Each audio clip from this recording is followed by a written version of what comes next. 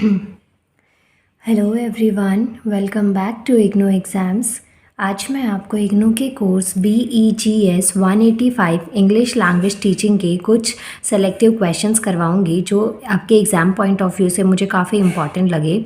और अगर अभी तक आपने कुछ एज सच प्रैक्टिस नहीं करी अपने एग्ज़ाम की, कुछ ज़्यादा प्रिपरेशन नहीं हुई है आपकी, तो डेफिनेटली ये क्वेश्चंस आपके एग्ज़ाम में आपकी बहुत ज़्यादा हेल्प करेंगे। सो प्लीज़ वीडियो को लास्ट तक देखिएगा, और अगर आपको वीडियो अच्छी लगे तो प्लीज़ वीडियो को लाइक कर दीजिएगा। आपका एक लाइक ना मुझे बहुत मोटिवेट करेगा। आई मीन सब अपने अपने लेवल पे एक एक लाइक जो देखते जा रहे हैं, तो प्लीज़ लाइक कर दीजिएगा। ज़्यादा देर नहीं लगती है वीडियो को लाइक करने में। क्वेश्चन स्टार्ट करते हैं।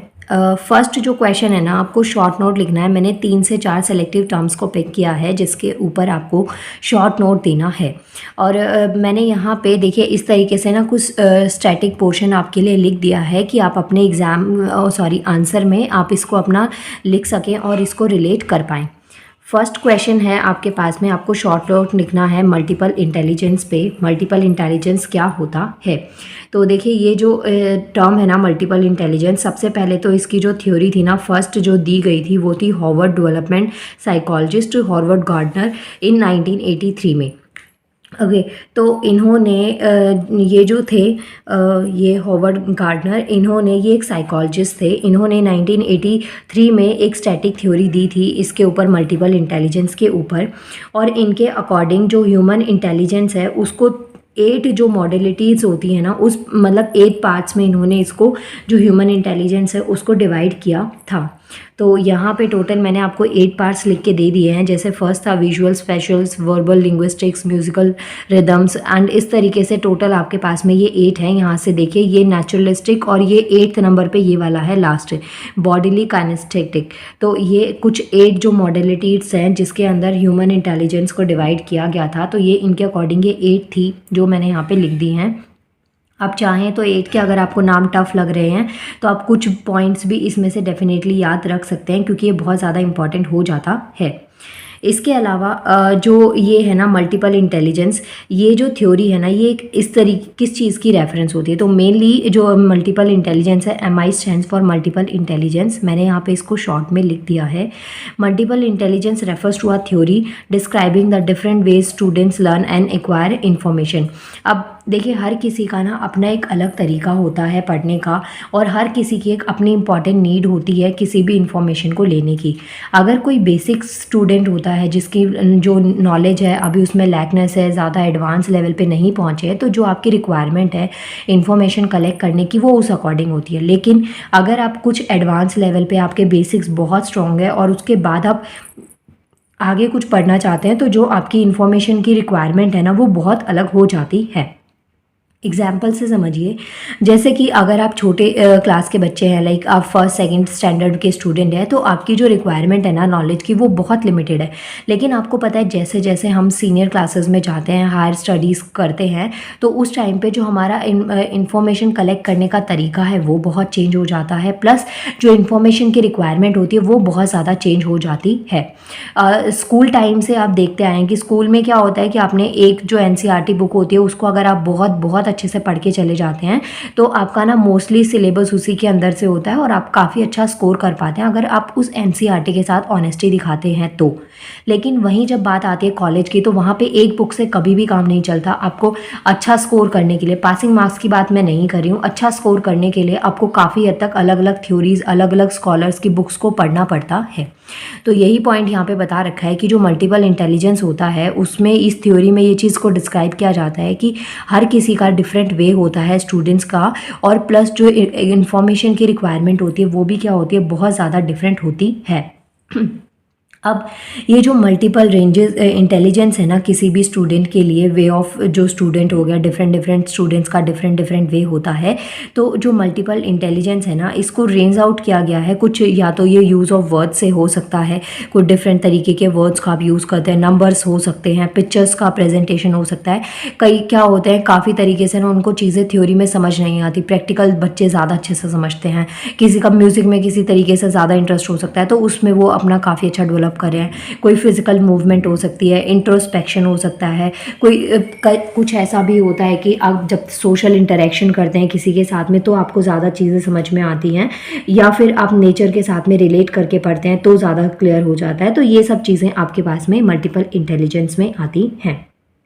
वहीं पे अगर मल्टीपल इंटेलिजेंस की बात करें तो जो टीचर्स होते हैं ना वो भी काफ़ी ज़्यादा हेल्प करते हैं स्टूडेंट्स की लर्निंग स्टाइल्स को एडजस्ट करने में। इसके अलावा जो करियर पाथ्स होते हैं उनको लर्न करने में क्या चीज़ उनके लिए बेस्ट रहेगी, उनकी स्किल्स को समझ के, उनके इंटरेस्ट को और ज़्यादा अच्छे तरीके से समझ के उसको डेवलप करने में, तो इन सब में टीचर्स का काफ़ी ज़्यादा इंपॉर्टेंट रोल प्ले होता है।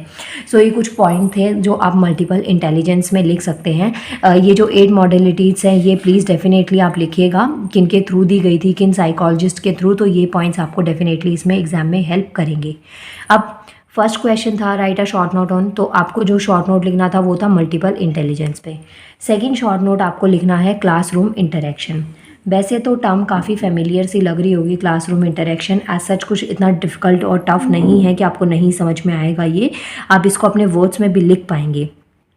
जब हम क्लासरूम इंटरेक्शन की बात करते हैं ना तो ये एक ऐसी प्रैक्टिस होती है जो कि एनहेंस करती है स्टूडेंट्स के और टीचर्स के डेवलपमेंट को। और यहाँ पे 2 इम्पॉर्टेंट स्किल्स आती हैं जो कि किसी भी ग्रोथ और डेवलपमेंट के लिए बहुत ज़्यादा ज़रूरी होती हैं, और वो स्किल्स हैं, एक है स्पीकिंग और एक है लिसनिंग, कि बोलना और लिसनिंग। लिसनिंग बहुत ज़्यादा ज़रूरी है। जब आप कोई चीज़ सुनते हैं, अच्छे तरीके से सुनते हैं, समझते हैं, तो आपका वो स्पीकिंग में भी हेल्प करता है, राइटिंग में भी हेल्प करता है। जो भी आपका क्लासरूम इंटरेक्शन होता है वो काफ़ी हद तक बढ़ जाता है, आपकी लिसनिंग प्रैक्टिस बहुत अच्छी अगर होती है तो। और प्लस लिसनिंग प्रैक्टिस अगर अच्छी होती है ना, आप अच्छे सुनने वाले हैं, अच्छे श्रोता हैं, तो आप एक अच्छे लर्नर भी डेफिनेटली बन सकते हैं। तो ये 2 इंपॉर्टेंट स्किल्स की बहुत ज़्यादा ज़रूरत होती है। फर्स्ट हो गया स्पीकिंग और लिसनिंग, जो लर्नर्स होते हैं उनके बीच में इन 2 की सबसे ज़्यादा रिक्वायरमेंट होती है। अब ये जो क्लासरूम इंटरेक्शन है ना ये हेल्प करता है किसी भी स्टूडेंट को कि एक जो कॉम्पिटेंट होता है ना, मतलब कि करियर में, लाइफ में बहुत ज़्यादा ना कंपटीशन होता है। उस कंपटीशन में अगर आपको बीट करना है, आपको अगर उस कंपटीशन में बने रहना है, तो आपके अंदर भी वो स्पेशलिटीज़, वो क्वालिटीज़ होनी चाहिए। तो ये जो क्लासरूम इंटरेक्शन है हेल्प करता है लर्नर्स का to be competent enough to think critically and share their views among their peers. तो आप कुछ अलग तरीके से चीज़ों को लेके सोच पाएँ, और जो भी आपके व्यूज़ हैं, थॉट्स हैं, उनको आप अपने जो पीयर्स हैं उनके साथ में शेयर कर पाएँ। पीयर का मतलब होता है ग्रुप्स। जैसे कि आपका जो क्लासमेट का ग्रुप है, 35 से 40 स्टूडेंट्स आप एक क्लास में हैं, मानिए आप 10th स्टैंडर्ड में हैं, 9th स्टैंडर्ड में हैं, 11th में, किसी भी एक क्लास में आप पढ़ते हैं, 35 से 40 स्टूडेंट्स का ग्रुप है, तो वो क्या है, पीयर है। पीयर का मतलब होता है जो सेम फेलोज़ होते हैं। आप अगर क्लासरूम में पढ़ रहे हैं तो आप सेम सारे स्टूडेंट्स हैं। अगर आप ओल्ड एज में हैं तो आप कार्ड्स खेलने के लिए जाते हैं, तो वो आपका एक पीयर ग्रुप है कि आसपास के और जो आपके जैसे लोग आ रहे हैं तो वो आपके साथ में कार्ड्स खेल रहे हैं। तो ये चीज़ें होती है पीयर में, जहाँ पे जो टेस्ट होता है, सिमिलैरिटीज़ होती हैं टेस्ट में, स्टाइल में, और वे ऑफ टॉकिंग में, और जो थिंकिंग पर्सपेक्टिव होता है उन सब में। जैसे कि जो यूथ होते हैं, यंगस्टर्स होते हैं, उन सबका सोचने का तरीका एक जैसा होता है। बाइक राइडर्स हैं, उनका एक जैसा ड्रेसिंग आपको देखने को मिलेगा। तो कुछ ये जो चीज़ें होती हैं ना जो आपको एक सिमिलर ग्रुप में डालती हैं, सिमिलैरिटी, एक आइडेंटिफिकेशन आपको मिलती है, तो उसे हम पीयर कहते हैं। क्लासरूम इंटरेक्शन से जो आप अपने क्लासमेट्स के साथ में अपने थॉट्स को एक्सचेंज कर पाते हैं, चीज़ें उनको समझा पाते हैं, तो ये सब चीज़ें आपके पास में एक क्लासरूम इंटरेक्शन से बढ़ती हैं। एक आपको कंपटीशन मिल जाता है, और एक आपका जो कॉन्फिडेंस लेवल होता है वो काफ़ी हद तक बूस्ट होता है क्लासरूम इंटरेक्शन से। ये तो क्लासरूम इंटरेक्शन की डेफिनेशन हो गई। इसके बाद में यहाँ पे आपके पास में पॉइंट है बेनिफिट्स ऑफ क्लासरूम इंटरेक्शन। अब ये जो पॉइंट्स है ना कि क्लासरूम जो इंटरेक्शन हो रहा है, यहाँ पे मैंने कुछ आपको पॉइंट्स बता दिए, लेकिन इसके क्या क्या बेनिफिट्स हो सकते हैं क्लासरूम इंटरेक्शन से, तो वो पॉइंट्स अब हम पढ़ते हैं। यहाँ पे देखिए आपके पास में मैंने यहाँ पे टोटल ना 4 पॉइंट्स लिखे हैं जो क्लासरूम इंटरेक्शन के बेनिफिट्स हैं। 1 बाय 1 मैं इन पॉइंट्स को बता दूंगी और इसको डिटेल में थोड़ा एक्सप्लेन कर दूंगी, ताकि अगर ये क्वेश्चन आए तो आप इनको एटलीस्ट एक्सपेंड कर पाएँ। फर्स्ट है, इस एरो का मतलब है इंक्रीज़। तो क्लासरूम इंटरेक्शन से मोटिवेशन इंक्रीज़ होता है, सेल्फ कॉन्फिडेंस बढ़ता है और सेल्फ स्टीम बढ़ता है। तो ये जो पॉइंट है ना ये कहाँ से आया, देखिए यहाँ पे मैंने आपको बताया ना कॉम्पिटेंट इनफ, तो इसी वाली टर्म से आप इसको थोड़ा एक्सप्लेन कर सकते हैं कि क्लासरूम इंटरेक्शन से जो मोटिवेशन है, सेल्फ कॉन्फिडेंस है, या जो सेल्फ स्टीम है, वो कैसे बढ़ जाता है। तो जब कोई भी बच्चा ना कोई भी चिल्ड्रन है, स्टूडेंट है, वो क्लासरूम एक्टिविटीज़, डिस्कशन उन सब में अपने आप को बिज़ी करते हैं, तो उस टाइम पे उन्हें ना काफ़ी ज़्यादा मोटिवेटेड फील होता है। इसका एक बहुत ही सिंपल सा एग्जांपल आप देखिए, आप ना रेगुलर बेसिस पे जब स्टडी करते हैं, चाहे कुछ भी आप पढ़ते हैं, आपका एग्ज़ाम है, उससे रिलेटेड आप कोई भी सब्जेक्ट पढ़ रहे हैं, कोई भी टॉपिक अगर आप रेगुलर बेसिस पे पढ़ते रहते हैं, तो आप में एक अलग तरीके का कॉन्फिडेंस लेवल बिल्ड होता है कि हाँ, एग्ज़ाम है और मुझे ये चीज़ आती है। लेकिन जब आपको कुछ नहीं आता, आप उस एक्टिविटी में परफॉर्म ही नहीं कर पाते, इंटरेक्ट ही नहीं कर पाते, तो आपको लगता है कि हाँ, आप बहुत लूज़र हैं, आपको कोई चीज़ नहीं आती। वहीं पे सेकंड पॉइंट आप ऐसे देख सकते हैं कि जब आप एग्ज़ाम की प्रिपरेशन करते हैं, तो आपको अगर कुछ पॉइंट्स आते हैं, कुछ टॉपिक्स आपके कंसेप्ट्स क्लियर होते हैं, तो जब आप एग्ज़ाम से पहले आप अपने ग्रुप में, पीयर्स में ये चीज़ को डिस्कस भी कर सकते हैं कि हाँ, ये चीज़ें इस तरीके से हैं, या इस कंसेप्ट के अंदर आप ये पॉइंट्स को लिख सकते हैं। तो उस टाइम पे ना आप में एक अलग ही लेवल का सेल्फ कॉन्फिडेंस होता है। तो जो क्लासरूम इंटरेक्शन है, इससे कॉन्फिडेंस बढ़ जाता है, क्योंकि जो क्लासरूम की एक्टिविटीज़ होती हैं, इंटरेक्शंस होते हैं, डिस्कशंस होते हैं, उसमें हम लोग पार्टिसिपेट करना स्टार्ट करते हैं, और उसकी वजह से कहीं ना कहीं हमको बहुत ज़्यादा मोटिवेटेड फील होता है। तो ये हो गया आपका फर्स्ट पॉइंट। क्लासरूम इंटरेक्शन से मोटिवेशन इंक्रीज़ होता है, सेल्फ कॉन्फिडेंस और सेल्फ स्टीम इंक्रीज़ होता है। सेकेंड पॉइंट आता है पीयर रेजिस्टेंस। तो पीयर रेजिस्टेंस का मतलब क्या हो गया, जो भी आपके आसपास के स्टूडेंट्स होते हैं, जो भी आपका बैच होता है, क्लासमेट्स होते हैं, उनके साथ में आप अच्छे तरीके से इंटरेक्ट कर पाते हैं, अपने डाउट्स को क्लियर कर पाते हैं। कोई भी एक जो टॉपिक होता है, आपको अगर रैंडमली कोई टॉपिक दे दिया जाए, तो उसको आप डिफरेंट जो पर्सपेक्टिव्स होते हैं, उनसे आप उन टॉपिक्स को समझ पाते हैं। मानिए एक 7th स्टैंडर्ड की क्लास है, जिसमें 20-30 स्टूडेंट्स हैं, और टीचर ने आप सबको एक टॉपिक दिया है, दैट इज़ वाटर कंजर्वेशन, कि आप वाटर को कैसे प्रोटेक्ट कर सकते हैं, फ्यूचर पर्सपेक्टिव से उसके क्या इंपॉर्टेंस हो सकते हैं, किस तरीके से वाटर हमारे लिए बेनिफिशियल होता है। तो ये कुछ की पॉइंट्स है जो कि वाटर से रिलेटेड आपको दे दिए जाते हैं। जब आप अपने क्लासमेट्स में, अपने ग्रुप में या टीम मेंबर्स के साथ में इस पॉइंट को डिस्कस करेंगे, तो आपको बहुत सारे अलग अलग थॉट्स आपके दिमाग में आते हैं। जो कंजर्वेशन के तरीके आपको 2-3 पता है, हो सकता है किसी और को और ज़्यादा अच्छे तरीके से पता हो। तो जब आप ऐसे क्लासरूम इंटरेक्शन करते हैं, तो उससे आपकी नॉलेज बढ़ती है, प्लस आपके जो डाउट्स हैं वो काफ़ी हद तक क्लैरिफाई हो जाते हैं। कई बार ऐसा होता है कि टीचर्स के थ्रू ना डाउट्स क्लियर नहीं हो पाते, कहीं ना कहीं थोड़े बहुत डाउट रह जाते हैं। तो उस टाइम पे अगर आपका क्लासरूम इंटरेक्शन काफ़ी अच्छा है, तो आपके डाउट्स वहाँ पे क्लियर हो जाते हैं। एक पॉइंट को या एक टॉपिक को आप डिफरेंट पर्सपेक्टिव से देखना स्टार्ट कर देते हैं। ये हो गया सेकंड पॉइंट, पीयर रेजिस्टेंस, जहाँ पे आप अपने क्लासमेट्स या जो ग्रुप फेलोज़ होते हैं या टीम मेंबर्स होते हैं, उनके साथ में इंटरेक्शन करते हैं। Third one is asking questions can led to be a better understanding. जब आप किसी से क्वेश्चन पूछते हैं, मानिए आपने कोई चीज़ पढ़ी है, आप अपने टीचर से उस क्वेश्चन को पूछ रहे हैं, तो डाउट्स या क्वेश्चंस तब माइंड में आते हैं जब हम उस चीज़ को समझते हैं, जब हमें वो चीज़ क्लियर होती है। अब क्वेश्चंस का मतलब ये नहीं है कि बहुत ही सिली से क्वेश्चंस आप पूछ रहे हैं, ऐसा कुछ नहीं है। अगर आप टॉपिक बहुत बेटर तरीके से समझते हैं, तो आपके डाउट्स निकलते हैं, डाउट्स से आप उनसे क्वेश्चंस पुट करते हैं, और उस क्वेश्चन की हेल्प की वजह से कई बार क्वेश्चंस हम ऐसे जेन्युइन पुट करते हैं जिसकी वजह से आपको 3 से 4 नई बातें समझ में आ जाती हैं। तो क्लासरूम इंटरेक्शन का ये बहुत बड़ा बेनिफिट होता है। नेक्स्ट पॉइंट आता है classroom participations create enthusiastic learning energy. अब जो क्लासरूम में आप पार्टिसिपेशन करते हैं ना, जैसे ना कोई भी जो क्लासरूम होता है, कोई भी हो, चाहे आपके स्टूडेंट्स हो, आप एज अ स्टूडेंट क्लास में बैठे हैं या आप एज अ टीचर बैठे हैं, स्पेशली टीचर्स की मैं बात कर रही हूँ, तो किसी भी टीचर को ना एक डल क्लासरूम पसंद नहीं है कि वो जाए और पढ़ा के आ जाए। जब तक स्टूडेंट्स इंटरेक्ट नहीं होते, थोड़ा बहुत ना लर्निंग फ़न होना चाहिए। ऐसा नहीं है कि जो पढ़ाई है या स्टडी है आप उसको बहुत ज़्यादा ना बर्डन की तरह ले रहे हैं, बर्डन की ट्रीट कर रहे हैं। टीचर आपको सामने समझा रहे हैं कुछ और उस टाइम पे आप सो रहे हैं या फिर बहुत ही बोरिंग फील कर रहे हैं, तो उस टाइम पे ना वो चीज़ किसी को भी अच्छी नहीं लगती। तो जितना ज़्यादा लोग पार्टिसिपेट करते हैं, जितना ज़्यादा स्टूडेंट्स इंटरेक्ट करते हैं, लर्निंग जो है उतनी ज़्यादा बेटर हो जाती है। और जो क्लासरूम इंटरेक्शन होता है या पार्टिसिपेशन होता है, डिबेट हो रही है या कुछ भी आप उसमें पार्टिसिपेशन करते हैं, तो एक अच्छा सा इन्वायरमेंट आपको देखने को मिलता है। एग्जाम्पल से समझिए, मानिए केमिस्ट्री की क्लास चल रही है, उसमें इतना ना आपको चीज़ें इंटरेक्ट कम देखेंगे आप, कम इंटरेक्शन होता है स्टूडेंट्स और टीचर्स का। वहीं पे एक स्पोर्ट्स है, कोई भी कबड्डी, खो खो, कुछ भी आपका ऐसा ग्राउंड पीरियड है जहाँ पे आप कुछ स्पोर्ट्स खेल रहे हैं, तो वहाँ पे टीम बनी हुई होती है।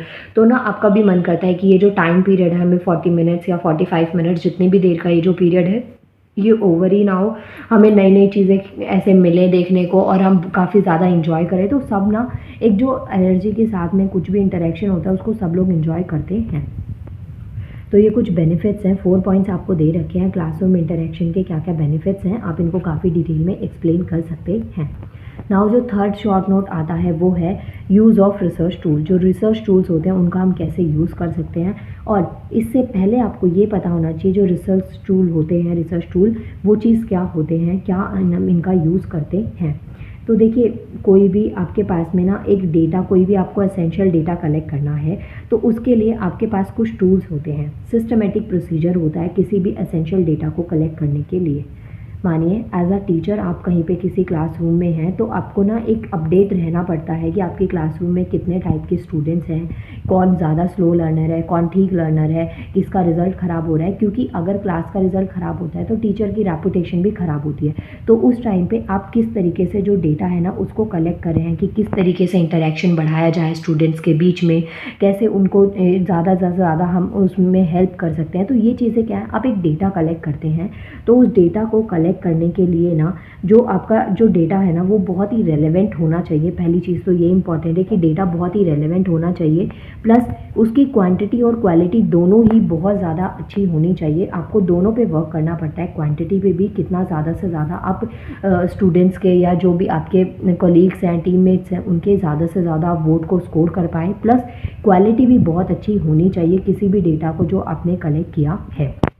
अब इसके लिए ना आप कुछ इंस्ट्रूमेंट्स का यूज़ करते हैं जो कि डेटा को कलेक्ट करने में आपकी हेल्प करता है, उसे हम टूल्स कहते हैं या रिसर्च टूल कहते हैं। तो ये पॉइंट आपको समझ में आया होगा कि रिसर्च टूल क्या होता है, क्या हम इसका यूज़ कर सकते हैं।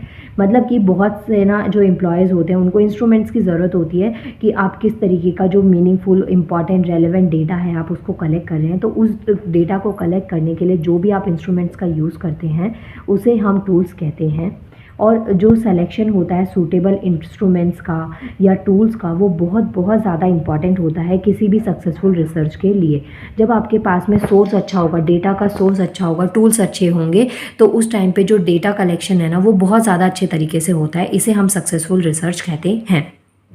फॉर एग्ज़ाम्पल, आपका एग्ज़ाम है, कोई भी सब्जेक्ट का आप एग्ज़ाम लगा लीजिए, जो मैं पढ़ा रही हूँ आपको BEGS 185, इसी का आपका एग्ज़ाम है मानिए।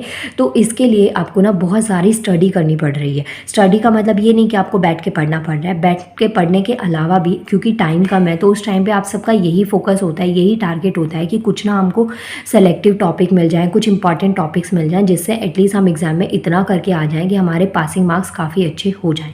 ये सबका टारगेट है। तो अब उसके लिए देखिए, आप बहुत सारी यूट्यूब चैनल्स को सर्च कर रहे होंगे, बहुत जगह जगह पे गूगल पे आप कुछ अलग अलग साइट्स पे सर्च कर रहे होंगे कि जहाँ से आपको इंपॉर्टेंट क्वेश्चंस मिल जाए, रेलेवेंट पर्सपेक्टिव स्टडी मटेरियल मिल जाए, जिससे कि ईजी लैंग्वेज में आपकी प्रिपरेशन हो जाए और कम टाइम में भी आप अच्छा सा एक मटेरियल कंटेंट रेडी करके आप अपने एग्ज़ाम में प्रिपेयर कर पाएँ। साइट सर्च करते हैं गूगल पे, किसी भी सर्च इंजन पे, यूट्यूब सर्च करते हैं, जो भी इग्नू की ऑफिशियल साइट्स हैं उनको भी आप सर्च करते होंगे। तो ये क्या चीज़ हो रही है, ये जो आप डिफरेंट सोर्सेज लगा रहे हैं ना, ये आपके पास में एज अ टूल वर्क कर रहे हैं।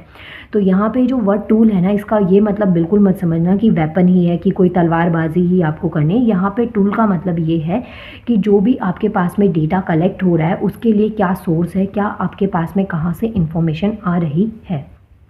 इसके अलावा जो रिसर्च टूल्स होते हैं वो आपकी स्ट्रेटजीज़ और किस तरीके से आपके जो थॉट्स हैं उसको मैनिपुलेट करना, इन सब चीज़ों में काफ़ी ज़्यादा इंपॉर्टेंट रोल प्ले करते हैं। अब हमारे पास ना 6 जर्नल टूल्स हैं रिसर्च के। ये 6 आपको बेसिक टूल्स दे रखे हैं। जैसे फर्स्ट है library and it's resources, computer and it's software, techniques of measurement, statistics, human mind and language. तो ये कुछ आपके पास में रिसर्च टूल हैं जिसकी आप हेल्प लेके अपना जो डेटा है, किसी भी टाइप का आपका डेटा है, उसको आप कलेक्ट कर सकते हैं। इन 6 जर्नल टूल्स ऑफ रिसर्च के अलावा भी आपके पास में और बहुत तरीके होते हैं, जैसे कि क्वेश्चनरीज हो गया, जहाँ पे आप ना फ्रिक्वेंटली किसी भी तरीके के क्वेश्चंस को पुट कर सकते हैं और उससे आपको क्या चीज़ डेटा मिल रहा है। जैसे आपने बहुत सारे ना ऐसे देखे होंगे, कोई एक ब्रांड है, कोई एक प्रोडक्ट है जिसकी सेल या मार्केटिंग बढ़ानी है, तो आपने ऐसे क्वेश्चंस देखे होंगे, वो लोग पुट करते हैं कि इस चीज़ से या इस प्रोडक्ट को यूज़ करके आपको कैसा लग रहा है, क्या आप औरों को सजेशन देना चाहेंगे, कुछ इस तरीके की जो एडवर्टाइजमेंट होती है तो उसमें आपने देखा होगा वो क्वेश्चंस ऐसे जेन्युइन क्वेश्चंस को पुट करते हैं ना, जो आपके लिए भी ज़रूरी है। सबके दिमाग में वैसे सही क्वेश्चंस आते हैं किसी भी प्रोडक्ट को लेके, तो ये चीज़ आती है आपकी क्वेश्चनरीज में। इसके अलावा इंटरव्यू हो जाना, किसी भी प्रोडक्ट को आपने यूज़ किया है, एनालाइज करा, तो उससे आपसे फीडबैक मांग लिया जाए, तो इस तरीके की चीज़ें हो गई। रेटिंग आप देखते हैं जितनी भी ऑनलाइन साइट्स होती हैं वहाँ पे ना स्टार रेटिंग होती है कि इस चीज़ को, इस प्रोडक्ट को इतनी स्टार रेटिंग मिली है, तो ये सब चीज़ें आप देखते हैं। एटीट्यूड स्केल हो गया, टेस्ट हो गया, तो ये कुछ आपके पास में जो रिसर्च टूल्स हैं ना, इनके कुछ एग्जांपल हैं जिसका आप यूज़ करके किसी भी चीज़ के बारे में जो भी आपका एक्सप्लोर कर सकते हैं, किसी का डिस्क्रिप्शन देख सकते हैं, एक्सप्लेनेशन देख सकते हैं, कोई भी जो आपका कॉमन पर्पस होता है रिसर्च का, तो वो यही 3-4 प्रोसेस होते हैं कि आप किसी चीज़ को एक्सप्लोर करना चाहते हैं, उसका डिस्क्रिप्शन चाहते हैं, एक्सप्लेनेशन चाहते हैं, तो ये जो रिसर्च टूल्स हैं ना, ये आपकी काफ़ी हद तक इन चीज़ों में हेल्प कर देते हैं। सो ये हो गया आपका थर्ड क्वेश्चन हो गया यूज़ ऑफ रिसर्च टूल। तो यहाँ तक आई होप आपको ये चीज़ें समझ में आई होंगी। इसके बाद में अब जो हमारा अभी तक मैंने आपको ना कुछ ऐसे क्वेश्चंस करवाए जैसे कि जिस पे आपको शॉर्ट नोट देना था, लेकिन अब हम करेंगे जिनके ऊपर आपको ना काफ़ी डिटेल में आंसर देना है। 4 to 5 पेजेस के आंसर्स आप डेफिनेटली इसमें लिख पाएंगे, और वो तभी पॉसिबल होगा जब आप ना ये जो मैंने आपको स्टैटिक पोर्शंस दे रखे हैं इसको भी करेंगे, और प्लस थोड़ा बहुत एक बार आप रीडिंग भी कर लेंगे ना, तो आपको काफ़ी ज़्यादा हेल्प मिलेगी इस चीज़ में। चलिए क्वेश्चन देखते हैं। क्वेश्चन क्या है, what are the characteristics of under privilege learner. जो अंडर प्रिविलेज लर्नर्स होते हैं ना, उनकी क्या कैरेक्टरिस्टिक्स होती हैं। तो ये टर्म से पहले आपको ना कैरेक्टरिस्टिक्स आप तब बता पाएंगे जब आपको इस वर्ड का मीनिंग पता होगा।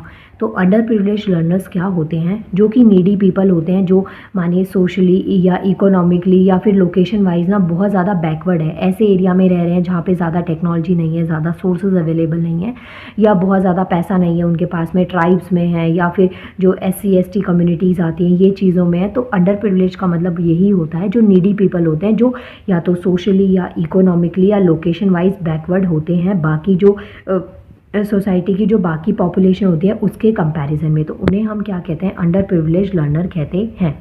तो अंडर प्रिविलेज तो आपको टर्म समझ में आ गई। अब ये चीज़ क्या है, अब जैसे कि मानिए कोई ना ट्राइब है, कोई भी एक ग्रुप है, कम्युनिटी है जो कि फॉरेस्ट में रहता है या कहीं पे भी ऐसे बंजारे टाइप में है, और वो अपने बच्चों को स्कूल में भेजते हैं एज अ लर्नर बना के। तो उनकी क्या क्या कैरेक्टरिस्टिक्स होती हैं, क्या प्रॉब्लम्स आ सकती हैं, तो ये चीज़ें हम यहाँ पे पढ़ेंगे। अब देखिए जैसे कि जो भी अंडर प्रिविलेज लर्नर्स होते हैं ना, उनकी जो कैरेक्टरिस्टिक्स होती हैं उनको आइडेंटिफाई करना बहुत ज़्यादा ज़रूरी होता है, क्योंकि जब आपको किसी की ना प्रॉब्लम्स पता होती है तभी आप उसका सोल्यूशन निकाल पाते हैं।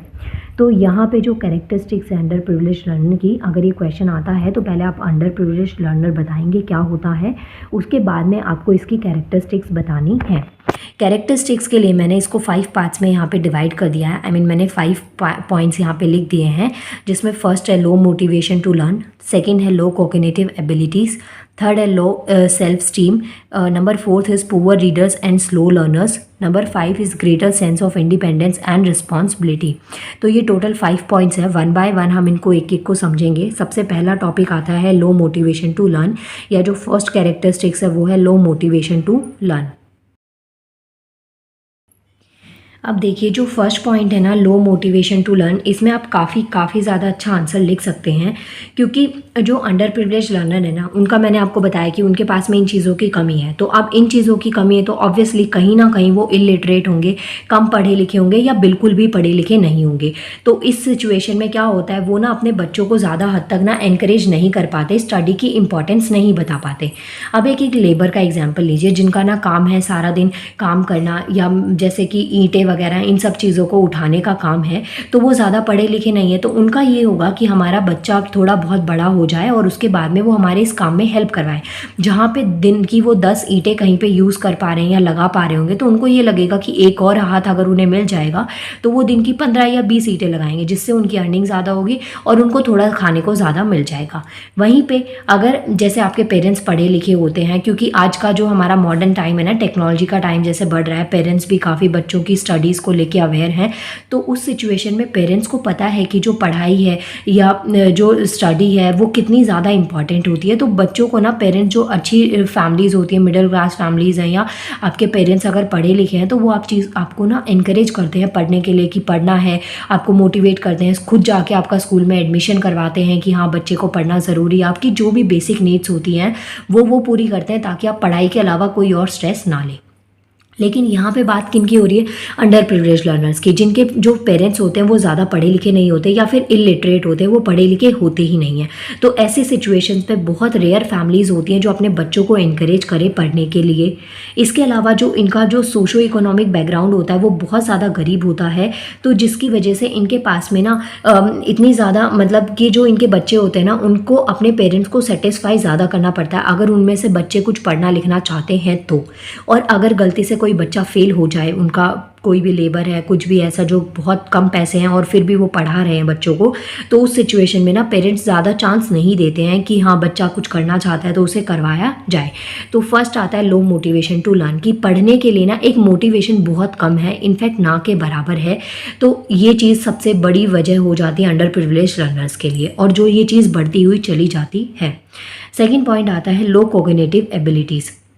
अब जो कॉग्निटिव एबिलिटीज़ का मतलब ये हो गया कि जो भी लिंग्विस्टिक एबिलिटी होती है, कंसेप्चुअल एबिलिटी होती है, तो वो जो अंडर प्रिविलेज लर्नर्स होते हैं ना उनमें ये चीज़ बहुत कम होती है कि आप पढ़ाई की इंपॉर्टेंस जब जानते होंगे तभी तो आपको पता चलेगा। अब जैसे एक डॉक्टर है, वो सोचते हैं कि उनका बच्चा घर पे जो भी उनके बच्चे हैं, जो उनकी फैमिली के मेम्बर्स हैं, उनका बच्चा डॉक्टर बने, इंजीनियर बने, काफ़ी अच्छा कुछ पढ़े, क्योंकि उनका खुद का इतना नाम होता है। तो अगर ऐसी सिचुएशन होती है, एक टीचर है तो वो भी अपने बच्चों के लिए अच्छा सोचेगा कि हाँ हमारा बच्चा कुछ बढ़िया करे। आपके पेरेंट्स अर्निंग करते हैं, कहीं पे भी गवर्नमेंट सेक्टर में वो अर्न करते हैं, तो उनके पास एक ऑप्शन होता है कि हाँ मैंने ये चीज़ नहीं करी तो मेरे बच्चे को मैं ये चीज़ करवाऊँ। तो लेकिन जो लेबर होते हैं या फिर जो अंडर प्रिविलेज लर्नर्स होते हैं उनके पास इतनी ज़्यादा सोर्सेज नहीं होते, तो बहुत चीज़ों की कमी के कारण उनके अंदर जो कॉग्निटिव एबिलिटी होती है ना कि इसको पॉजिटिव वे में सोचना या किस तरीके से अपने थॉट्स को एक्सपेंड करना, तो वो चीज़ें वो बहुत रेयरली सोचते हैं।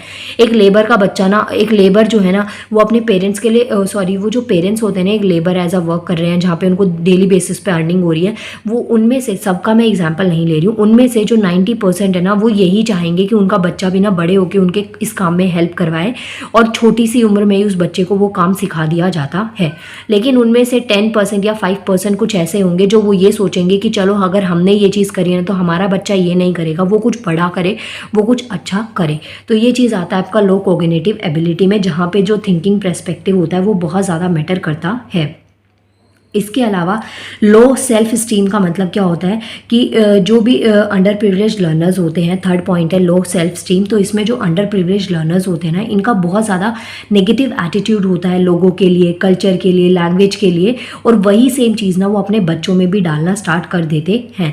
तो जो इनका नेगेटिव इम्पैक्ट होता है ना, इसकी वजह से इनका ज़्यादा कुछ मन भी खुद से भी नहीं करता कि हमें बाहर बढ़ना है, आगे चल के कुछ अलग से करना है। अगर ये बच्चे स्कूल में जाते भी हैं तो वहाँ पे इनकी जो कल्चर प्रैक्टिस होती है वो नहीं होती है, इनकी जो कम्युनिटीज़ होती हैं इनके बारे में स्कूल में इतना ज़्यादा नहीं पढ़ाया जाता है। प्लस जो स्कूल के बच्चे होते हैं ना, सोसाइटी के जो बच्चे होते हैं, अच्छी सोसाइटीज़ से जो आते हैं, वो भी इनको कहीं ना कहीं मैनिपुलेट करते हैं, एक्सप्लॉइट करते हैं। तो जिसकी वजह से जो सेल्फ कॉन्फिडेंस है, एक नेगेटिविटी इनके अंदर अपने आप आने लग जाती है। नेक्स्ट आता है poor readers and slow learner. Fourth point आता है poor readers and slow learner. अब इसमें क्या होता है, इनके पास ना रहने के लिए घर बहुत रेयरली होता है, घर ही नहीं होते हैं, और वहाँ पे ऊपर से इनके पास में बुक्स आपको मिलेगी इन अंडर प्रिविलेज लर्नर्स के पास में। तो ये बहुत छोटी सी बात लगती है कि ये चीज़ पॉसिबल नहीं है, सॉरी बड़ी बात लगती है। तो इनके पास में इतना ज़्यादा जो हैबिचुअल होता है ना, कि जैसे मानिए आपको कोई लैंग्वेज सीखनी है, इंग्लिश का एग्जाम्पल लीजिए, आपको इंग्लिश सीखनी है, तो जितने भी सेलिब्रिटीज़ हैं ना आपने देखा उनकी बहुत फ्लुएंसी होती है। तो वजह ये कि वो खुद इंग्लिश बोलते हैं, आसपास में जो एनवायरनमेंट होता है वहाँ पर भी उस लैंग्वेज को बोला जाता है, तो वो जल्दी सीखते हैं। आप अपनी नेटिव लैंग्वेज जो है ना, आपकी कॉमन लैंग्वेज है जो आपके घर में बोली जाती है, आसपास में जो बोली जाती है, उसको आपको बिना सिखाए आप वो सीख जाते हैं। एक बच्चा जहाँ पे भी पैदा होता है ना, तो जो उसके पेरेंट्स की लैंग्वेज होती है, आसपास की लैंग्वेज होती है, वो ऑटोमेटिकली सीख जाता है, क्योंकि उसे वो चीज़ का एटमॉस्फेयर मिलता है, एनवायरनमेंट मिलता है। लेकिन जब आपको कोई नई लैंग्वेज सीखनी होती है तो वहाँ पे क्या होता है, आपको एनवायरनमेंट करेक्ट क्रिएट करना पड़ता है, वैसा एनवायरनमेंट आपको बनाना पड़ता है। वहीं पे आप खुद का एग्जाम्पल लेके देखिए कि आपको पढ़ाई करनी है, लेकिन आपके घर का इन्वायरमेंट ऐसा है कि आपको बहुत ज़्यादा शोर मिलता है, बहुत ज़्यादा शोर ही शोर है, हर तरीके के लोग आते रहते हैं, बातचीत होती रहती है, तो कहीं ना आपका जो ध्यान है, फोकस है, वो हटता है और आपका जो माइंड है वो डाइवर्ट होना स्टार्ट हो जाता है। तो जो पुअर रीडर्स और स्लो लर्नर्स हैं ना, जो अंडर प्रिविलेज लर्नर्स हैं, इनमें क्या दिक्कत होती है कि इनका जो घर होता है उसमें बुक्स या इन चीज़ों को बहुत कम इंपॉर्टेंस दी जाती है, प्लस जो हैबिट होती है ना रीडिंग की, वो भी डेवलप नहीं हो पाती है। बच्चा अगर स्कूल जा रहा है तो जितना वहाँ पढ़ लिया वो पढ़ लिया, पेरेंट्स खुद से बैठ के नहीं पढ़ाते हैं, जैसे कि जो बाकी की जो हाई सोसाइटीज़ होती है वहाँ पे बच्चों का ट्यूशन लगा दिया जाता है, पेरेंट्स भी देखते हैं कि क्या चीज़ बच्चे ने पढ़ी है, ये सब चीज़ें तो अंडर प्रिविलेज लर्नर्स में ये आपको देखने को नहीं मिलती है। तो पुअर रीडर्स होते हैं और ये काफ़ी ज़्यादा स्लो लर्नर भी हो जाते हैं। नेक्स्ट 5th नंबर पे पॉइंट आता है greater sense of independence and responsibility.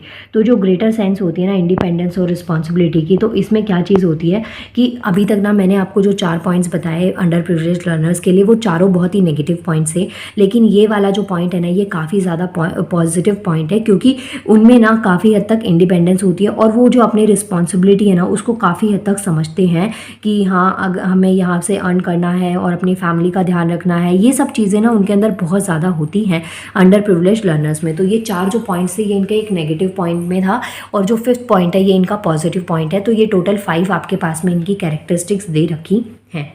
Next ये क्वेश्चन हो गया आपके पास में what are the characteristics of under privileged learner. ये पॉइंट से आप अपने आंसर को कंप्लीट कर सकते हैं। नेक्स्ट क्वेश्चन आता है what are audio verbal difficulties, what remedial measures will you take to address this difficulty. देखिए क्वेश्चन में ना आपको 2 पार्ट्स दे रखे हैं। फर्स्ट क्वेश्चन का पार्ट क्या कहता है जो ऑडियो वर्बल डिफ़िकल्टी होती है वो क्या होती हैं, और क्या आप रेमेडियल मेजर्स को ले सकते हैं इन डिफ़िकल्टीज़ को सॉर्ट आउट करने के लिए, या इन डिफ़िकल्टीज़ को ख़त्म करने के लिए आप क्या क्या स्टेप्स को उठा सकते हैं। तो पहले क्वेश्चन का फर्स्ट पार्ट करते हैं, जो ऑडियो वर्बल डिफ़िकल्टी है ना वो क्या होती है। जैसे कि जो ऑडिटरी डिस्क्रिमिनेशन होता है ना किसी भी बच्चे में, अगर आप लेट पढ़ना स्टार्ट करते हैं या फिर जो आपका डेवलपमेंट है, ग्रोथ रेट है वो बहुत कम है, तो उसकी वजह से आप वर्ड्स को प्रोनाउंस बहुत कम कर पाते हैं। कई बार स्टूडेंट्स या कोई बच्चा, उनके पास में क्या होता है एक करेक्ट सीक्वेंस तो होता है लेकिन एक लैंग्वेज स्ट्रक्चर नहीं होता, एक वोकैबुलरी नहीं होती, वो बहुत पुअर वोकैबुलरी होती है जिससे कि वो अपने थॉट्स को एक्सप्रेस नहीं कर पाते हैं। मानिए आपको ना क्लासरूम में कोई एक डिबेट का टॉपिक दे दिया जाता है या कोई ऐसे राइटिंग का आपको टॉपिक दे दिया जाता है। अब उस टॉपिक के बारे में आपको पता तो है कि आप क्या क्या पॉइंट्स लिख सकते हैं, लेकिन वो जो थॉट्स आ रहे हैं वो आपको अपनी लैंग्वेज में आ रहे हैं। उनको जिस लैंग्वेज में टीचर को चाहिए, सपोज़ इंग्लिश में अगर उनको वो चीज़ चाहिए, तो आपके पास में प्रॉपर वोकैबुलरी नहीं है, प्लस आपके पास में जो लैंग्वेज का स्ट्रक्चर है ना, लैंग्वेज स्ट्रक्चर और वोकैबुलरी ये दोनों चीज़ों की कमी है, जिसकी वजह से जो आपके थॉट्स आए उनको आप एक्सप्रेस नहीं कर पाए। तो ये वजह रह जाती है जो ऑडियो वर्बल डिफ़िकल्टीज़ होती हैं, इसमें फ़र्स्ट ये भी वजह हो सकती है। इसके अलावा जो डिफ़िकल्टीज़ होती है ना स्टूडेंट्स को या बच्चों को जो डिफ़िकल्टीज़ फेस करनी होती है, वो प्रोनाउंस, जो वर्ड्स को प्रोनाउंस करते हैं उसमें भी बड़ी दिक्कतें होती हैं। जैसे कि एक वर्ड है श और क। देखिए ये जो सी वर्ड है ना ये कई बार आपके पास में क च साउंड करता है, कई बार ये क साउंड करता है। वहीं पे ये जो श वर्ड है ना ये श वर्ड है, इसको कई जगह ना स भी बोल देते हैं लोग। तो इसमें ना क्या होता है कि जो आपका प्रोनाउंस करने का तरीका है ना वो बहुत ज़्यादा इंपॉर्टेंट है। मानिए लिखते वक्त तो आपको समझ आता है ये वर्ड सिप है और ये शिप है, ये समझ आता है, यहाँ पे श साउंड है, यहाँ पे स साउंड है। लेकिन मानिए आपको किसी को डिक्टेट करना पड़े, एज अ स्पीकिंग, आपकी कहीं पे ना कोई स्पीच वगैरह आपको देनी है तो आपको बोलना पड़ेगा। तो जब आप वर्ड बोलेंगे ना, आपका अगर श और स में दिक्कत है बोलने में, तो उस टाइम पे क्या होगा, आप इसको सिप बोलेंगे और ये एक्चुअल में वर्ड क्या है, शिप है। तो उस टाइम पे जो आपके ऑथर, जो व्यूअर्स होते हैं, जो भी आपके श्रोतागण होते हैं, वो आपका सिप वर्ड सुन के इसके मीनिंग समझेंगे, नॉट शिप। वो नहीं समझेंगे कि आपने शिप बोला है, उसका मीनिंग चेंज हो गया और सिप वर्ड का बिल्कुल अलग मीनिंग होता है। तो यहाँ से ये डिफ़िकल्टीज बहुत ज़्यादा होती है, जो लोग अच्छे तरीके से वर्ड्स को प्रोनाउंस नहीं कर पाते हैं। वहीं पे टैट और कैट आपको दे रखा है, तो इसमें भी वर्ड्स की जो डिफ़िकल्टीज़ आती है, ये चीज़ें काफ़ी हद तक दिक्कतें फेस करनी पड़ती हैं किसी को भी। इसके अलावा जिनको ऑडिटरी वर्बल जो डिफ़िकल्टीज़ होती हैं या लैंग्वेज की डिफ़िकल्टीज़ होती हैं, वो उनको जो डिफ़िकल्टीज़ फ़ेस करनी पड़ती है, वो साउंड को ब्लेंड करने में बड़ी दिक्कत आती है। अब ब्लेंडिंग ऑफ साउंड का मतलब क्या है? जैसे कुछ ऐसे स्टूडेंट्स होते हैं जिनको ना श और स में बड़ी डाउट होती है कि उस स बोले या श बोले। अब लेकिन कुछ ऐसे बच्चे होते हैं जो ना अगर श वर्ड ऐसे लिखा है तो समझ आ रहा है, स एस ऐसे लिखा है तो पता है कि ये श साउंड है और ये स साउंड है, तो ये उनको क्लियर हो रहा है। लेकिन जब ये एलिमेंट्स वर्ड बन जाते हैं, जब ये लेटर एक लॉन्ग वर्ड बन जाते हैं तो उनको समझ में नहीं आता, उनको जो साउंड है ना वो मिक्स हो जाता है, तो इसको हम ब्लेंडिंग साउंड कहते हैं।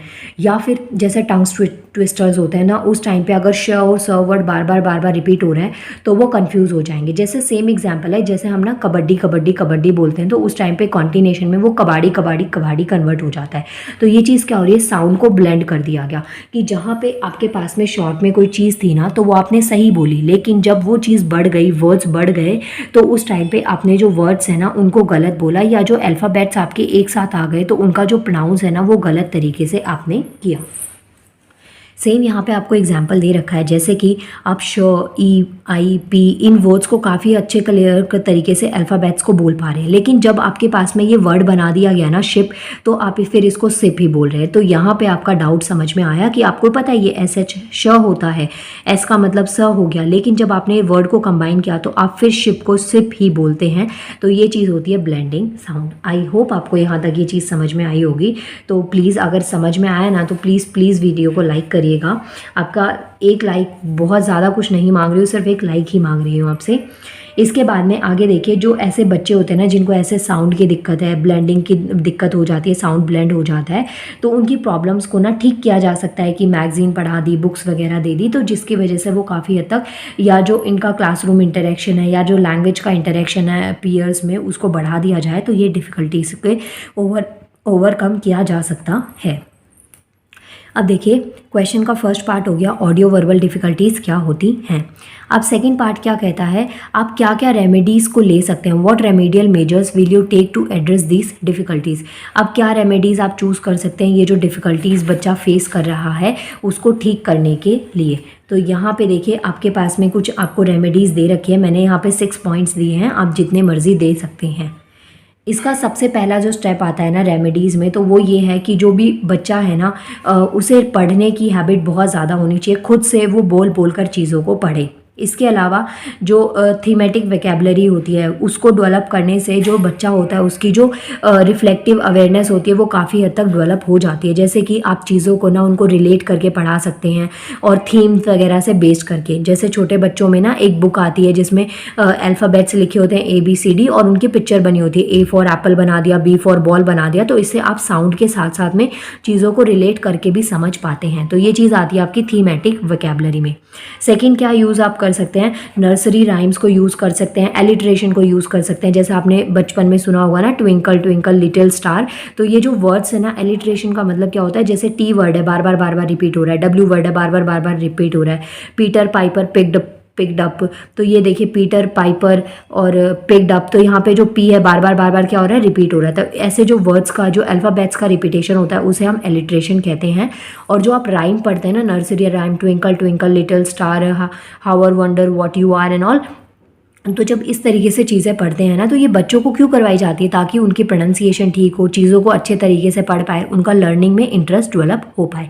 तो इन चीज़ों का आप यूज़ कर सकते हैं। इसके अलावा जो फॉक टेल्स होते हैं, फेरी टेल्स होते हैं, उनका यूज़ कर सकते हैं, क्योंकि इनमें ना एक पिक्चर हमारे दिमाग में क्रिएट होती चली जाती है और ना इंटरेस्ट आने लग जाता है। तो ये पॉइंट्स का आप यहाँ पर यूज़ कर सकते हैं। और स्टार्टिंग में राइम्स यूज़ करिए, उसके बाद में पोइट्री को यूज़ कर दिया लेटर स्टेज में, तो ये कुछ तरीके आप यूज़ कर सकते हैं। इसके अलावा कुछ जो मॉडर्न इमेजिनेटिव स्टोरीज़ हो गई, लिसनिंग रीडिंग हैबिट को हम डेवलप कर सकते हैं। जो फैक्चुअल टेक्स्ट है उसको पढ़ने को बच्चे को दे दिया, ताकि जो उनके वर्ड्स है उसमें काफ़ी हद तक क्लियरेंस आ जाए।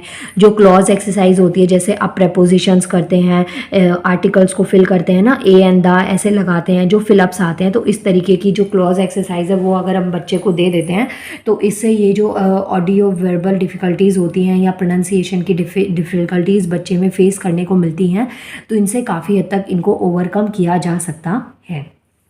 अब नेक्स्ट हमारे पास में टॉपिक आता है repair. What do you mean by repair, explain different types of repair. Question काफ़ी ज़्यादा अच्छा है कि क्वेश्चन क्या कहता है आपको कि रिपेयर क्या होता है। यहाँ पे भी 2 क्वेश्चन आपसे पूछे गए, रिपेयर क्या होता है और आपको डिफरेंट टाइप्स ऑफ रिपेयर को एक्सप्लेन करना है। तो देखिए पहले तो डेफिनेशन देख लीजिए। Repair is a process by which a speaker recognize a speech error and repeats what has been said with some sort of correction. तो जहाँ पे जो स्पीकर है ना उसे एरर पता चल जाए स्पीच में, प्रोनाउंसिएशन टाइम पे, लिखते टाइम पे क्या उसमें दिक्कत थी। बहुत सारे हमारे पास ना ऐसे जो रिपेयर होता है ना, इसका मतलब यही हो गया कि जो भी आपके पास में ट्रबल सोर्स है उसको कैसे आप मॉडिफाई कर सकते हैं। आपको कहीं पे मानिए पढ़ने में कुछ दिक्कत आ रही है तो आपको क्या दिक्कत आ रही है आप उसको करेक्ट कर सकते हैं, उसका एरर फाइंड आउट कर सकते हैं। आपको कोई वर्ड्स को प्रोनाउंस करने में दिक्कत आ रही है तो किस तरीके की दिक्कत आ रही है उसको आप प्रॉब्लम को सॉर्ट आउट कर सकते हैं। तो ये चीज़ एग्जाम्पल होता है आपका रिपेयर के अंदर, जिसके अंदर टीचर्स करेक्शन हो सकती है, लर्नर्स जो एरर होते हैं उसमें टीचर्स काफ़ी हद तक रोल प्ले कर देते हैं। अब यहाँ पे हमारे पास ना 2 टाइप्स के आपको रिपेयर दे रखे हैं। एक टाइप दे रखा है डायरेक्ट रिपेयर और एक सेकंड दे रखा है आपको इनडायरेक्ट रिपेयर। उससे पहले रिपेयर के लिए एक और डेफिनेशन है। Repair strategies are how students resolve conversational problems in speaking, hearing and understanding. तो जिनकी भी स्टूडेंट्स की स्पीकिंग, बोलने में दिक्कत है, हियरिंग में, अंडरस्टैंडिंग में, इस टाइप की जो भी पढ़ने से, लर्निंग से रिलेटेड जो प्रॉब्लम्स होती हैं उनसे हम काफ़ी हद तक जो प्रिवेंशन पा सकते हैं, रिलीफ पा सकते हैं, रिपेयर कर सकते हैं। जो रिपेयरिंग स्ट्रेटजीज़ हैं उनसे काफ़ी हद तक इन चीज़ों में हेल्प हो जाती है। चाहे आप एज अ रिसर्चर हैं, एज अ अडल्ट स्टूडेंट है, एज अ कॉलेज स्टूडेंट है, तो ये सारी टेक्निक्स आपके लिए काफ़ी हद तक हेल्पफुल हो जाती हैं। स्पेशली जो स्कूल स्टूडेंट्स होते हैं, एलिमेंट्री स्कूल स्टूडेंट्स होते हैं, उनके लिए जो रिपेयर टेक्निक्स हैं वो ज़्यादा इंपॉर्टेंट हो जाती हैं। अब यहाँ पे हमारे पास 2 टाइप्स आते हैं रिपेयर के। एक आता है डायरेक्ट रिपेयर और एक होता है इनडायरेक्ट रिपेयर। पहली बात करते हैं डायरेक्ट रिपेयर की। तो डायरेक्ट रिपेयर का मतलब क्या होता है, जहाँ पे जो भी आपने ना रेफ़र किया ओवर्ट एरर करेक्शन, जहाँ पे जो डायरेक्ट रिपेयर होता है ना, जिसमें आपने क्विकली और डायरेक्टली ना कोई भी वर्ड को पढ़ा और आपको पता चल गया कि हाँ भाई यहाँ पे गलती है, इसको आपने ठीक कर दिया। जैसे कि अगर हमने थोड़ा बहुत टेंस पढ़ा हो तो आपको एक वर्ड समझ में आता है, लाइक्स वर्ड जैसे मैंने यहाँ पे लिखा, तो यहाँ पे जो एस है ना, इस एस का हर बार मतलब ये नहीं होता कि ये प्लूरल फॉर्म में है। कई बार जो ही, शी, इट हम यूज़ करते हैं प्रेजेंट टेंस में, तो उस टाइम पे भी हम एस वर्ड को यूज़ करते हैं। तो ये चीज़ क्या है डायरेक्ट रिपेयर में, कि आपको पता है कि ये जो एस वर्ड है ना, ये प्लूरल के लिए नहीं लगाया गया, ये ही, शी के साथ में लगाया जाता है, सिंगुलर के साथ में लगाया जाता है। वहीं अगर आपने इस वर्ड को देखा एस गलत लगा हुआ है तो आपने इसको झट से ठीक कर दिया। तो ये चीज़ें क्या होती हैं आपके पास में डायरेक्ट रिपेयर होती हैं, जहाँ पे टीचर ने आपको डायरेक्ट ठीक करके दे दिया। नेक्स्ट आता है इनडायरेक्ट रिपेयर, जो ज़्यादातर स्कूल स्टूडेंट्स को के साथ में यही होता है। इनडायरेक्ट रिपेयर का मतलब क्या होता है, जहाँ पे आपकी जो प्रॉब्लम है, जो एरर है ना, उसको डायरेक्टली करेक्ट ना किया जाए। टीचर आपको कुछ क्लू दे, हिंट दे, जिससे कि आप अपनी जो मिस्टेक होती है ना उसको खुद से पढ़ के खुद से ठीक करके उसको निकालें। या फिर आपका कोई क्वेश्चन है, उससे आपको ना इस तरीके से प्रमोट किया जाए कि आप अपनी जो प्रॉब्लम्स हैं उसको खुद से समझ पाएँ कि आपकी कहाँ पे दिक्कत हुई है। तो ये जो चीज़ें होती है ना, जहाँ पे आपकी प्रॉब्लम्स को डायरेक्ट नहीं सॉल्व किया जा रहा है, जहाँ पे आपको क्लू दे दिया गया, सेंटेंस को ब्रेक करके समझा दिया गया, तो वो चीज़ आती है आपकी इनडायरेक्ट रिपेयर के अंदर। सो माय डियर व्यूअर्स, ये कुछ क्वेश्चंस थे आपके पास में। ये जो आपका सब्जेक्ट है ना BEGS 185 इंग्लिश लैंग्वेज टीचिंग, तो मैंने कुछ क्वेश्चंस करवाए, काफ़ी इंपॉर्टेंट मुझे लगे। और प्लीज़ वीडियो अच्छी लगे तो वीडियो को लाइक करिएगा। नाउ मिलते हैं नेक्स्ट वीडियो में, और आप सबके एग्ज़ाम के लिए good luck and thank you so much.